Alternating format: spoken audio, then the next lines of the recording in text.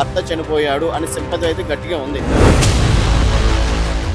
డబ్బులు తీసుకోకుండా ఓటు వేయండి. ఓటు వేసినప్పుడు మీరు జనాలు బయటకు వచ్చి అడగండి, కాలర్ పట్టుకుని అడగండి. ఎందుకు అడగలేకపోతున్నారు? ఇటు మీ ఓటు కొనేస్తున్నారు వాళ్ళు.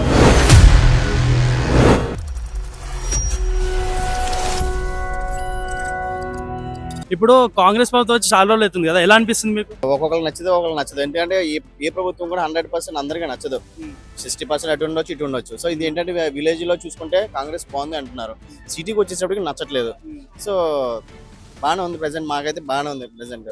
6 గ్యారెంటీలు ఇస్తా అని చెప్పి ఇవ్వలేదని చాలా మంది ఊరోళ్ళు కూడా అంటున్నారు కదా. ఇస్తారన్న గ్యారంటీలు. అంటే ఇప్పుడు గ్యారంటీలు కావాలా, లేకపోతే మన ప్రభుత్వం డెవలప్మెంట్ కావాలంటే డెవలప్మెంట్ చూసుకోవాలి, గ్యారంటీస్ కాదు కదా. ఇప్పుడు స్కీమ్స్ ఇస్తారు, స్కీమ్స్ ఇచ్చేస్తే అయిపోతుందా? సరిపోదు కదా. ముందు డెవలప్మెంట్ కావాలి, డెవలప్మెంట్ తర్వాతే ఏదైనా. హైడ్రా మీద మీ ఒపీనియన్ ఏంటన్నా? హైదరాబాద్ అయితే నేను కరెక్ట్ అని చెప్తానన్నా. కాకపోతే నాకు కొంచెం వాళ్ళకి ఏదైనా ఎవరైతే నష్టపోయి ఉన్నారో వాళ్ళకి ఏదైనా చూపించుంటే బాగుండేది. ఎందుకంటే అన్న ఇప్పుడు చాలా మంది అంటారు డ్రైనేజ్ వచ్చేస్తుంది, వర్షాలు వచ్చేస్తుంది, వాటర్ నిలిచిపోతుంది, డ్రైనేజ్ సిస్టమ్ సరిగ్గా లేదు, ఎక్కడికి వెళ్తలేదు, ఇలాగే ఏదో వరదలు వచ్చేస్తున్నట్టు అయిపోతుంది అని చెప్పేసి అంటున్నారు. అందరూ అలాగే అంటారు. దానికి ఏదైనా సొల్యూషన్ వెతికితే మాత్రం ఇలా ప్రభుత్వం ఎలా చేసింది అలా చేసింది అంటారు. నిజంగా ఇప్పుడు మీరు కబ్జాలు చేసి దోచేసుకుని మీరు ల్యాండ్ లో మీరు కట్టేసుకుంటే మీరు వాటర్ ఎక్కడికి వెళ్తుంది? ఇప్పుడు చెరువులు పూర్తి చేస్తున్నారు. ఇప్పుడు నదులు ఉన్నాయి. మూసీ నది ఒకప్పుడు మంచి నది, అది ఈ రోజు డ్రైనేజ్ కింద మారిపోయింది. ఇటువంటి అండి మీరు వాటర్ అన్ని నదిలో చెరువులు అన్ని పూర్తి చేసుకుంటుంటే మీకు వాటర్ ఎక్కడికి పోతుంది? వచ్చిన వాటర్ ఎక్కడికి పోతుంది? వాటర్ దారి లేక వాటర్ నిలిచిపోతుంది. ఇప్పుడు దాని అంతే కదా ఆయన పోరాడింది. ఇప్పుడు కబ్జా చేశారు, కబ్జా చేసినందుకు తీసుకోవాలి. అది మంచి ప్రజల మంచి కోసమే కదా. అంటే ఇప్పుడు మొన్న వర్షాలు వచ్చినప్పుడు ఈ మూసీ నది ఇక్కడ ఉన్న ఇల్లులన్నీ కొట్టుకుపోయినాయి కదా పేదవాళ్ళది. దాని మీద మీ ఒపీనియన్ ఏంటన్నా? అది కావాలని చేసేది అట్లా అంటే ఎప్పుడు రాలేదు కదా, నిజాం టైంలో వచ్చింది కదా అది అంత తుఫాను, ఇప్పుడు సడన్ గా వచ్చింది కదా. అన్న విపత్తు అనేది ఎప్పుడు ఎలాగ వస్తుందో మనం చెప్పలేం. అది మనకు కావాలని చేసేది కూడా కాదు. విపత్తు అనేది దేవుని సృష్టి, అది మనం చెప్పలేం కదా. ఎప్పుడో వచ్చిందని చెప్పేసి రెండోసారి రాగదు అనే గ్యారంటీ లేదు కదా. అంటే ఇప్పుడు కాంగ్రెస్ ప్రభుత్వమే కావాలని ప్లాన్ చేసి ఒకటేసారి ఆ గేట్లు తెరడం వల్ల ఈ మూసీ నదిలో ఉన్న పేద ప్రజల ఇల్లులని కొట్టుకోవాలని ప్లాన్ చేసిరని అంటున్నారు. లేదన్న, ఇప్పుడు వరద ఎక్కువైపోయినప్పుడు కంపల్సరీ కొన్నిసారి సిచ్యువేషన్స్ లో మనం డెసిషన్స్ తీసుకోవాలి. ఆ డెసిషన్ తీసుకున్నప్పుడు కొంతమంది నష్టపోతారు. అదే నష్టపోయిన వాళ్ళకి మనం సానుభూతి చూపించాలి. కరెక్ట్ అని నేను చెప్పట్లేదు. కాకపోతే ఏంటంటే అక్కడ సిచ్యువేషన్ బట్టే మనం ఆలోచించాలి. వీళ్ళు హైడ్రా తీసుకొచ్చినప్పుడు పేద ప్రజలకి వేరే కాడ ఇల్లు ఇచ్చుంటే వీళ్ళు వెళ్ళిపోయేవాళ్ళు కదా, ఈ మూసీ నదిలో ఉండే వాళ్ళు కూడా. అదే కదా, నేను అదేగా చెప్పాను స్టార్టింగ్ లో. చాలా మంది ఇప్పుడు హైడ్రా వచ్చినప్పుడు కొంతమంది నష్టపోయారు. అటువంటి వాళ్ళకి ఏదో ఒక దారి చూపించుంటే బాగుండేది. అప్పుడు అసలు ఈ ట్రోలింగ్ ఉండేది కాదు. అది చెయ్యకే ఇలా జరిగింది. అంటే వచ్చే ఎలక్షన్స్ కి వీళ్ళు గెలుస్తారంటారా? ప్రస్తుతానికి అన్న ఇప్పుడు ప్రజలు మనం నమ్మలేం. ఫస్ట్ జనాలను నమ్మలేం. ఎందుకంటే ఇప్పుడు వరకు తిట్టిన ప్రజలే ఆ టైంలో మారిపోవచ్చు, మైండ్ సెట్ మారిపోవచ్చు. సో అది చివరి వరకు కూడా మనం చెప్పలేం. అంటే ఇప్పుడు డబ్బుకి ఓటు పడుతుంది, అలాంటివి ఆపాలంటే ఏం చేయాలి? ఇది మనం ఎవరు ఏమి చేయలేరన్న. ఎందుకంటే రాజకీయ నాయకులు కాదు చేసేది, ఇది ప్రజలే మారాలి. ఫస్ట్ వాళ్ళలో మార్పు రావాలి. డబ్బులు తీసుకోకూడదు. డబ్బులు తీసుకుంటే మనకు క్వశ్చన్ చేయలేకపోతున్నాం. మీరు డబ్బులు తీసుకోకుండా ఓటు వేయండి. ఓటు వేసినప్పుడు మీరు జనాలు బయటకు వచ్చి అడగండి. చెప్తారు కదా, కాలర్ పట్టుకుని అడగండి. ఎందుకు అడగలేకపోతున్నారు? మీరు మీరు డబ్బు తీసుకోకుండా ఓట్లు వేసి మీరు అప్పుడు బయటకు రండి, బయటకు వచ్చి అడగండి, అప్పుడు క్వశ్చన్ చేయండి. మీరు ఎలా క్వశ్చన్ చేయకుండా డబ్బులు తీసుకుని ఓటేస్తున్నారు, తర్వాత మీరు క్వశ్చన్ చేసి రైట్ మీరు కోల్పోతున్నారు కదా. మీ ఓటు కొనేస్తున్నారు వాళ్ళు. మీరు డబ్బులు తీసుకోకుండా ఓటేయకపోతే మీకు హక్కు ఉంటుంది. మీరు డబ్బులు తీసుకుని ఓటేస్తున్నారు. డబ్బులు తీసుకున్నప్పుడు ఏమైతుందంటే మీకున్న అమూల్యమైన విలువైన ఓటు మీరు అమ్మేసుకుని మీకున్న హక్కు మీరు కోల్పోతున్నారు. ఎప్పటికైనా మారుతుంది అంటారా అన్న ఈ డబ్బుకి ఓటు? ఇది ఇప్పుడంటే ప్రస్తుతానికి మారడం చాలా కష్టం అన్న.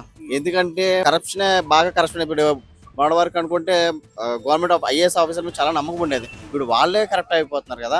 ఇప్పుడు చాలా మంది అంటే మిగతా ఉద్యోగులతో పోల్చుకుంటే, కింద వాళ్ళతో పోల్చుకుంటే ఐఏఎస్ క్యాడర్ ఉన్న వాళ్ళు కొంచెం జనాలకు మంచి చేయాలని వస్తారు తప్ప చెడు చేయాలని ఆలోచించి కరప్షన్ అయిన వాళ్ళ మైండ్ లో ఉండదు. కానీ ఇప్పుడు వీళ్ళు కూడా చాలా మంది కరప్టెడ్ అయిపోతారు. రీసెంట్ గా ఢిల్లీలో ఒక అమ్మాయి చూసాం, ఒక కలెక్టర్ ఆవిడ ఒక 70,000 శాలరీ అయింది, అక్కడ ఎన్నో కోట్ల ఆస్తులు వచ్చేసాయి. ఎలా వచ్చేసిన కలెక్టర్ అయితే వచ్చేస్తాయా? కరప్షన్ చేయబట్టే కదా. ఇంకా అటువంటి ఉన్నాయి. ఇప్పుడు నిజంగా చెప్పాలంటే మన ఎలక్షన్ కమిషనర్ జ్ఞానేశ్వర్ కుమార్, ఆ వాళ్ళకి 2 డాక్టర్స్, 2 కూతుర్లు ఆవిడకి, మొత్తం 4 కూడా సర్వీస్ లోనే ఉన్నారు. గ్రూప్ 1 లోనే ఉన్నారు, సివిల్స్ లోనే ఉన్నారు. అందులో చూసుకుంటే 2 భార్యాభర్తలు 2కి ఒకే స్టేట్ లో పోస్టింగ్ వచ్చింది. ఇంకో చిన్న కూతురు చూసుకుంటే వాళ్ళిద్దరికి కూడా ఒకే స్టేట్ లో పోస్టింగ్ వచ్చింది. ఎలా కుదురుతుంది? ఇప్పుడు వరకు అసలు అది ఎక్కడ జరగదు అది. ఎందుకంటే ఒక్క పేరుకి ఒక కపుల్కి అలా రావడమే కష్టం. అటువంటిది ఒకే ఇంట్లో ఇద్దరు కపుల్స్ కి ఒకే స్టేట్ లో వచ్చేసి, అంటే వేరే ఒకటి జార్ఖండ్ లో ఒకరికి వచ్చింది, ఒకరికి వేరే స్టేట్ ఏదో నాకు అంత గుర్తులేదు, అలా వచ్చేసింది. ఎలా వచ్చేసింది? ఇప్పుడు ఆయన కరప్టెడ్ కాబట్టే కదా. ఇప్పుడు నిజంగా రీసెంట్ గా చూసుకుంటే ఇది ఎప్పుడు పాత విషయం ఉండొచ్చు, ఓట్ చోరీ అనేది చెప్పి రాహుల్ గాంధీ గారు ఒక ఇష్యూ రేస్ చేశారు. రేస్ చేసినప్పుడు అది నిజమో కాదో చెప్పాల్సిన బాధ్యత మీది. ఎందుకంటే అపోజిషన్ పార్టీ ఎప్పుడైనా సరే క్వశ్చన్స్ రేస్ చేస్తారు, అలిగేషన్స్ రైట్ ఆర్ రాంగ్ అని ప్రూవ్ చేయాల్సింది బాధ్యత మీది. ఎందుకంటే మీరు ఒక అత్యున్నత స్థాయిలో మీరున్న ఎలక్షన్ కమిషన్ అంటే నా ఆశమిషన్ కాదన్నది, పెద్ద పోస్ట్ అది. అంత అత్యున్నత స్థాయిలో ఉన్న మీరు ఒక షేమ్ఫుల్ ఆన్సర్ ఇచ్చారు. ఏంటి మీ సీసీ కెమెరాలు బయట పెట్టమంటే మీరు ఏం చెప్పారు జ్ఞానేష్ కుమార్ గారు? అది ఆడవాళ్ళ సెక్యూరిటీకి సంబంధించి అది ఎలా బయట పెడతాం అంటున్నారు. దానికి ఆల్రెడీ ప్రకాష్ రాజ్ కౌంటర్ ఇచ్చారు కదా, ఇది ఏం మన డ్రెస్సింగ్ రూమ్ లో పెట్టలేదు కదా. అసలు మీరు అంత సెక్యూరిటీ అనుకున్న వాళ్ళు ఆడవాళ్ళ ప్రైవసీ పోతా అనుకున్నారు, కెమెరాలు ఎందుకు పెట్టారు మీరు? అప్పుడు మీకు ఆలోచన రాలేదు? ఇప్పుడు ఆడవాళ్ళ ప్రైవసీ ఉంది, షాపింగ్ మాల్ కూడా లేకపోతే వేరే వెళ్తాం, డ్రెస్సింగ్ రూమ్ లో లేకపోతే కొంచెం ప్రైవసీలోనే ఉంటాం. అటువంటి చోట్ల మనకు కెమెరాస్ పెడతామా? పెట్టం కదా. ఎందుకంటే వాళ్ళ ప్రైవసీ ఇది. అటువంటి చోట్ల మనం పెట్టం. అంటే ఇప్పుడు మీరు ప్రైవసీ గురించి ఆలోచించినప్పుడు మీరు కెమెరాస్ పెట్టకూడదు కదా. కెమెరాస్ పెట్టారంటే అది పబ్లిక్ అనే కదా. ఇప్పుడు మన పబ్లిక్ ప్లేసెస్ లో మాత్రమే మనం కెమెరాస్ పెట్టుకుంటాం. మరి అంత పబ్లిక్ అనేది తెలిసినప్పుడే కెమెరాస్ పెట్టారు. అది పబ్లిక్ ప్లేస్, అది ఓటింగ్ ఏంటి, ఏదైనా కరప్షన్ జరిగినప్పుడు ఏదైనా తప్పు జరిగినప్పుడు తీసి చూడడం కోసమే కదా మనం పెట్టుకునేది కెమెరాస్. అటువంటి సిచ్యువేషన్ ఉన్న మీరు అటువంటి సమాధానం చెప్పడం చాలా ఇండియా, మీరు ఆ పోస్ట్ కి సిగ్గు తెచ్చేటట్టు ఆన్సర్ చెప్పారు మీరు. ఆ పోస్ట్ కే మీరు చాలా సిగ్గు తెచ్చేలా చేశారు మీరు.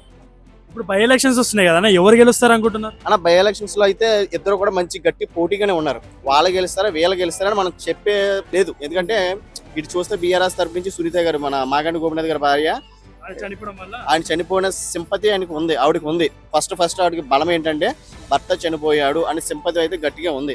నెక్స్ట్ రెండోది ఏంటంటే కాంగ్రెస్ తరపున కొంచెం వ్యతిరేకత ఉంది. చెప్పారు కదా, హైదరాబాద్ ఉండొచ్చు, నెక్స్ట్ హెచ్సిలో జరిగిన వాటి గురించి అయ్యి కొంచెం నెగిటివ్ ఉంది, స్కీమ్స్ ఇవ్వలేదని చెప్పేసి ఉన్నారు కదా, దాని గురించి కూడా కొంచెం వ్యతిరేకత ఉంది. సో ఆవిడకి అది బలంగా మారింది. అంతేకాకుండా మాగంటి గోపినాథ్ గారు వరుసగా 3 సార్లు ఎమ్మెల్యేగా గెలిచారు. అది మామూలు విషయం కాదు. ఒక వ్యక్తి 3 సార్లు ఎమ్మెల్యే గెలవడం అంటే ప్రజల్లో ఎంత ఆధారం ఉందో మనం ఇక్కడ గమనించుకోవాలి. సో ఆవిడకి అది కూడా ప్లస్ పాయింట్ అవుతుంది.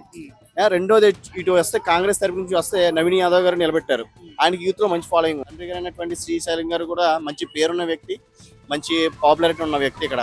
అందులోకి అదొక ప్లస్ అయింది నవీన్ యాదవ్ గారికి. రెండోది ఏంటంటే ఆయన అధికార పార్టీ తరపు నుంచి ఉన్నారు. ఇప్పుడు ఎవరైనా సరే అధికార పార్టీ ఉన్నవాళ్ళకి ఓటేస్తే మనకి ఏదైనా జరుగుతుంది తప్ప, అధికారం లేనివాడికి వేస్తే మనకి ఏం జరుగుతుంది?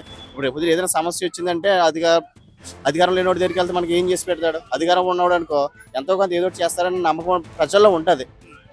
సో అది ఒకటి ఆలోచిస్తున్నారు ప్రజలు. మూడోది ఏంటంటే ఆయన కూడా సింపతి ఉంది. ఎందుకంటే ఆల్రెడీ 2 సార్లు పోటీ చేశారు ఇక్కడ. 2 సార్లు పోటీ చేసి ఓడిపోయారు, 3ఓసారి వస్తున్నారు.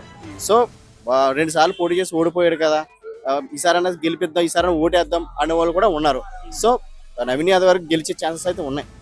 నవీన్ యాదవ్ గారిని చాలా మంది రౌడీ షీటర్ అంటున్నారు కదా. అంటున్నారన్న, కానీ అది ఎంతవరకు నిజమే కాదో మనకు తెలియదు కదా. ఎందుకంటే ఒకళ్ళ రాజకీయాలకు వచ్చామంటే చాలా మంది చాలా రకాలుగా అంటారు. ఎందుకంటే మంచి చేసినా సరే ఆయన చెడ్డ వ్యక్తిగా చూపించే ప్రయత్నాలు చాలా చేస్తారు. సో అది మనకు తెలియదు కాబట్టి దాన్ని మనం చెప్పలేం.